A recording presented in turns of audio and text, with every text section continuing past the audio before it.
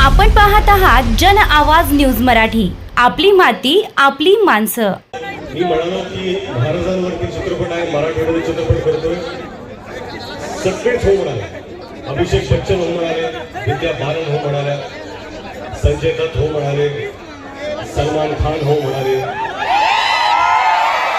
परवीन खान हो म्हणाले, महेश मांजरेकर जी हो म्हणाले। मला वाटते की शिवाजी महाराजांचा विषय जेव्हा येतो, छत्रपती शिवाजी महाराजांचा, तेव्हा सगळेच जण अतिशय आदराने, आपुलकीने, श्रद्धेने बोलतात आणि कुठेतरी आपल्या परीने काहीतरी होऊ शकतं याचा त्यांनी विचार केला। ह्या चित्रपटाची जी निर्मिती आहे ती जिनिल्याशिवाय होऊ शकली नसते।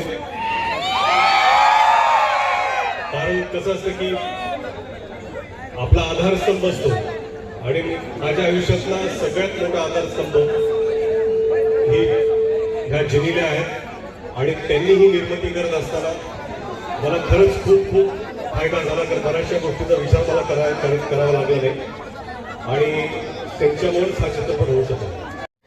राजा शिवाजी या चित्रपटाची निर्मिती जेनेलिया देशमुख शिवाय झाली नसती। रितेश देशमुख।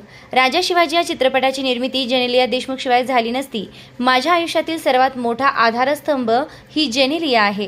तसेच 23 वर्ष इंडस्ट्रीमध्ये काम करताना जे काही माझे मित्र झाले त्या सर्वांनी मी छत्रपती शिवाजी महाराजांवर मी मराठी चित्रपट बनवतोय असं सांगितल्यानंतर सर्वांनी या चित्रपटात काम करण्यास होकार दिला आणि आपल्या परीने या चित्रपटासाठी योगदान दिलं असं अभिनेता रितेश देशमुख यांनी म्हटलं आहे।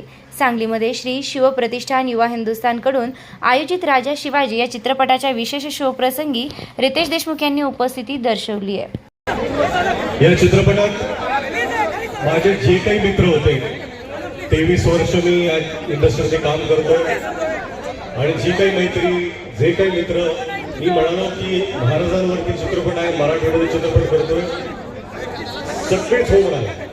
अभिषेक बच्चन हो म्हणाले, विद्या बालन हो म्हणाल्या, संजय दत्त हो म्हणाले, सलमान खान हो म्हणाले,